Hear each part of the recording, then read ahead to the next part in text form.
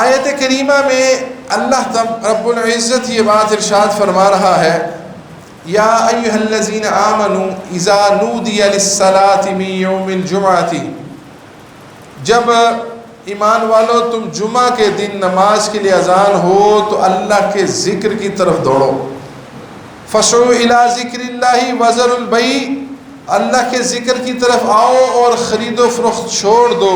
ذالکم خیر لکم ان کنتم تعلمون، اور یہ تمہارے لیے بہتر ہے اگر تم جانتے ہو۔ رسول کریم صلی اللہ علیہ وسلم کا ایک فرمان حضرت سلیمان رضی اللہ تعالیٰ عنہ سے مروی ہے، فرماتے ہیں ان رسول اللہ صلی اللہ علیہ وسلم قال اتدری ما یوم الجمعہ، کیا تم جانتے ہو کہ یوم جمعہ کیا ہے؟ قلت اللہ ورسولہ عالم، میں نے عرض کیا اللہ اور اس کے حبیب صلی اللہ علیہ وسلم زیادہ جانتے ہیں۔ قالھا ثلاث مرات، قال فی ثلاثۃ هو یوم الذی جمع فیہ ابوکم، کہ آپ نے 3 مرتبہ اس بات کو ارشاد فرمایا یہ وہ دن ہے جس دن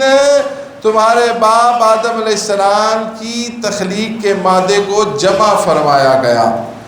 اسی طرح دوسری حدیث شریف میں جو سیدنا ابو ہریرہ رضی اللہ تعالیٰ عنہ سے مروی ہے،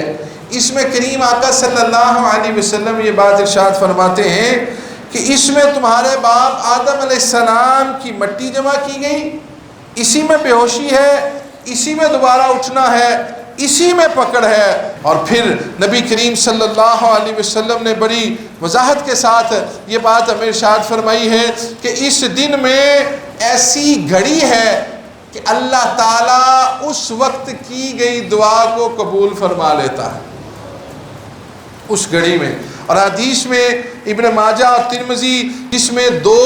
وقت نبی کریم صلی اللہ علیہ وسلم نے بیان فرمائے ہیں، فرمایا وہ قبولیت کے جو اوقات ہیں وہ نماز کی اقامت کہے جانے سے فراغت تک ہیں،